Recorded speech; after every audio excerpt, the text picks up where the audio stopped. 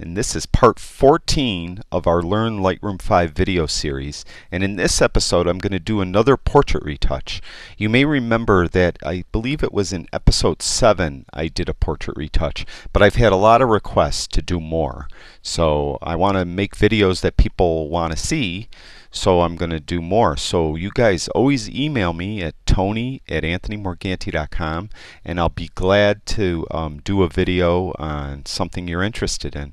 One note, all my videos, or most of them so far, have been post-processing videos. I am going to do some videos in the future where I'm out in front of the camera showing you some techniques like night photography and how to photograph maybe waterfalls and sunsets and different things like that.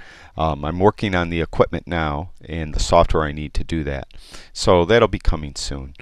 But in the meantime, we're going to stick with our Learn Lightroom 5 series now, and I'm going to do this portrait. This portrait, as I mentioned in those other videos, I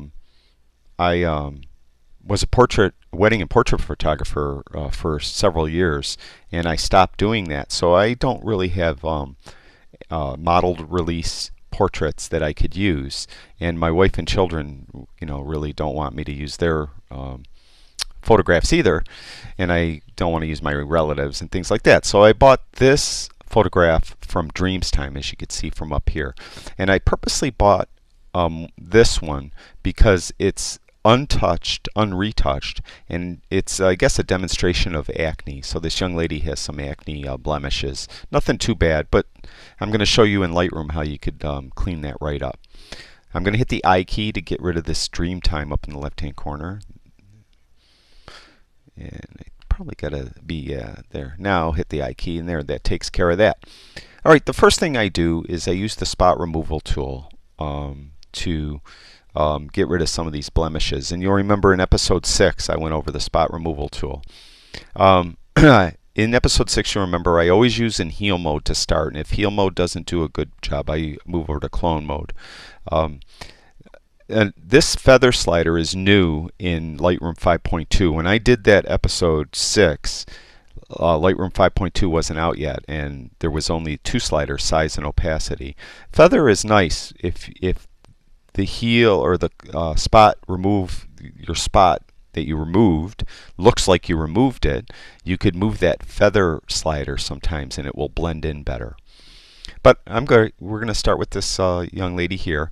Now I want to zoom in, and since I have the tool open, I have the tool there. So if I click, I'm going to be, using the tool.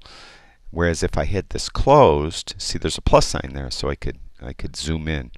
The other alternative, though, is faster if you don't want to keep playing around with these things, is hit Command plus, and you'll zoom in. Command minus, you zoom out. Make the tool just a little bit bigger than the blemish you want to remove, and just click. Now Lightroom's going to sample something it thinks is a good spot. In this case, it took a spot where the stray hair is coming down, so it's putting that stray hair over there, and I don't want that. I want it probably over here. So after a while you could start going very quickly, and you could just start whacking away these little blemishes. And I mean, there's nothing major on her forehead. I'm being probably over officious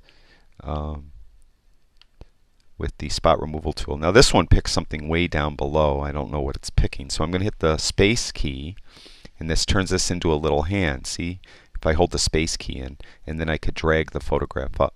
Yeah, it picked okay there. So we could just go relatively quickly. There's got a larger one there. I'm going to wait on that one and get some of these smaller ones first.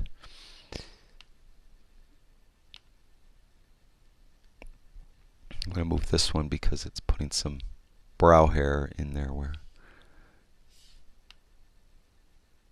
I'm doing this, look like little white spots. I don't know if that's dry skin or what, but we'll just get rid of those too. And now let's see with these larger ones. I'll make my brush bigger by hitting the right bracket key. You want it just a little bigger than the blemish. And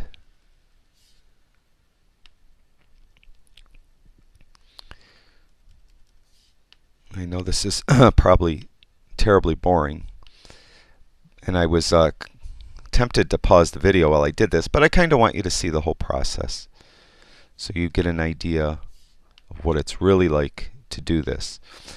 Now, I mentioned in my previous video that I did a portrait. It was episode 7, that I typically don't use Lightroom for portraits. I use a program called Portrait Professional, and just right off the bat I'll tell you, I don't make any money talking about Portrait Professional. I'm not an affiliate or anything like that. I just like the program and I use it. And I'm going to do a video later today where I do this exact same photograph using Portrait Professional to give you an idea how that works. Now, Lightroom does a great job, actually. Portrait Professional is just a little more powerful. You could do some more things. You could like sculpt her nose, make her nose bigger or smaller or something like that, and move pixels with it. So I'm going to demonstrate all that when I do that video. But you'll see that as far as just the retouch, Lightroom does a great job. And if I don't hesitate to use Lightroom if I don't have any major thing where I have to move someone's chin to the other side of her face or anything like that. I'll just use Lightroom because it's a lot faster and it does a great job. Okay, I'm being extra fussy here. I'm going to hit Command minus to zoom out. I'm going to close this tool down. I'm going to hit the Y key, and you can see the before and the after, and you can see I removed these, mainly these big blemishes, but I removed a lot of little ones too. I left one over here. Hit the Y key again, and just for the heck of it, we're going to go back. Oops. And we're going to get rid of this one. You don't want to really generally remove any distinguishing marks, something that distinguishes the person. For instance, Cindy Crawford has a distinctive mole on her face that probably was part of her, it is part of her persona. And you don't want to remove generally anything that's going to change the drastic look of someone. But in this case, we're just removing some little blemishes on her face and in her upper chest area here. So that's fine. Next thing I do is I smooth skin. And the way you do that, there's a preset for that. You go to the toolbar. The very last tool is the adjustment brush. You click on that, and you go to this drop down right here. And if you go down here, there's soften skin. Now you can see there's a few adjustments for portraits: teeth whitening, soften skin, and iris enhance. Unfortunately, she's not smiling, so there's no opportunity here to whiten her teeth. I did do that though in episode 6, so you can watch it there, and it's very straightforward. It's not hard. You just paint on her teeth and it would whiten it. Similar to what we're going to do with her skin right now. So I'm going to soften her skin. When you click on that, it will put these sliders in an area that Lightroom feels will soften her skin adequately. Now I'm going to zoom in. Typically I probably wouldn't, but I'm going to zoom in just so hopefully you could see it a little better, what it does. I'm going to hold the space bar down and drag. We're going to start with her forehead, and I'm going to make the brush bigger.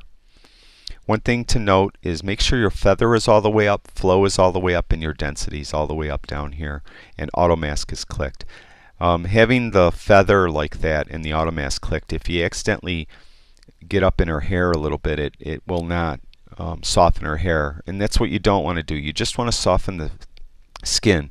You don't want to soften any of her hair, her eyebrows, her eyes, or her lips. So just soften skin. So just start and you just paint it on. And you could see, hopefully in this video, right away there's a dramatic softening occurring. So we're going to go under her eye as close as we can without hitting her eyelashes, hopefully. And we'll get over here, over here. Okay, now I'm going to make my brush bigger because I want to go underneath her eyebrows, or excuse me, make my brush smaller by hitting the left bracket key. And then I'm just going to paint above her eyebrows and below her eyebrows. See, I got my tops and bottoms mixed up. I should have watched Sesame Street with my kids more.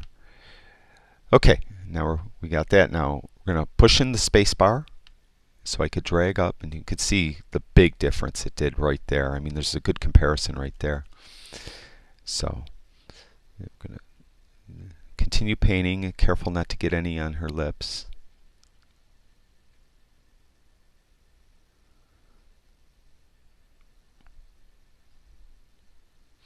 Now there's some dry skin or something here. I could go back later with the spot removal tool and deal with that. But in the meantime, we'll just get all the skin softened.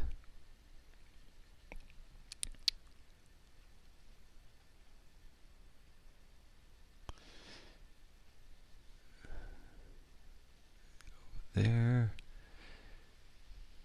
And I think I got everything. We're going to hit Command minus to zoom out. And I'm going to hit the Y key to show you the before and after. Look at that's a dramatic difference already, and I really just did two tools. I did the spot removal tool and I did soften skin, and you can see it's done a great job, in my opinion at least. We'll hit Y key again to get rid of that before.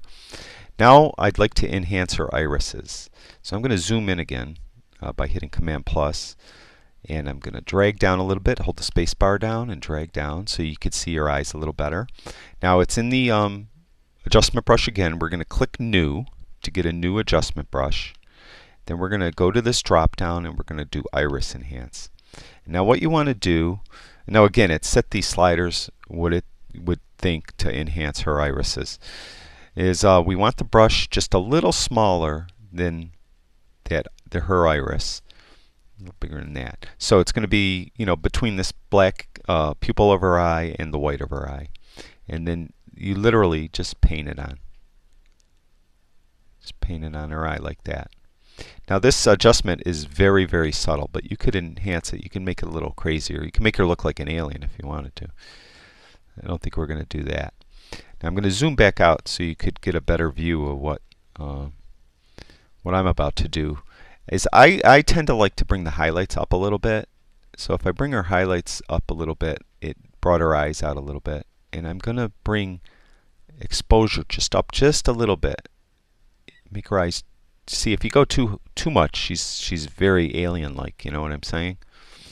So you don't want to go crazy. Just a smidgen. And you might want to bring contrast up a little bit too. It adds a little more detail into her irises. So that is enhancing her iris. Now I'm going to close this tool down to get rid of the marker there, and you could see I'm going to hit the before and after. Now just look at her eyes. I did overdo her eyes a little bit, but we're going to leave it like that because some people like to have alien eyes. They like to show that. So typically I wouldn't do this, especially on a friend or relative or something. But it's kind of a cool shot, so we'll do it. And you can see too is how dramatic everything is now. Look at this before and after. It's quite a dramatic change. Okay, I'm going to hit Y key again, and the next thing that I want to do, see these bags under her eyes? They diminish greatly when we soften the skin, but we could do it a little bit more. Is we go to the brush, or we go to the spot removal tool, and we're in heal mode, and this time it's going to be working with the opacity slider. But let me show you how it's done. We're going to zoom in by hitting Command plus, and I'm going to make the brush bigger, and I'm just going to paint under her eye like that. Now it's sampling way up here. Typically you like to sample on the cheek. Okay, so sample somewhere on the cheek. Now turn the opacity down.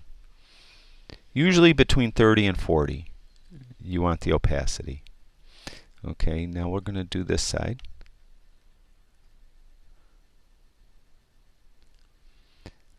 It sampled way up top again. I don't know why it does that, but we don't want that. We want to sample from the cheek. Okay? And we have the opacity at 37, and that's good. Now I'm going to zoom out, Command minus, and I'm going to hit the Y key. Now you can see the bags here.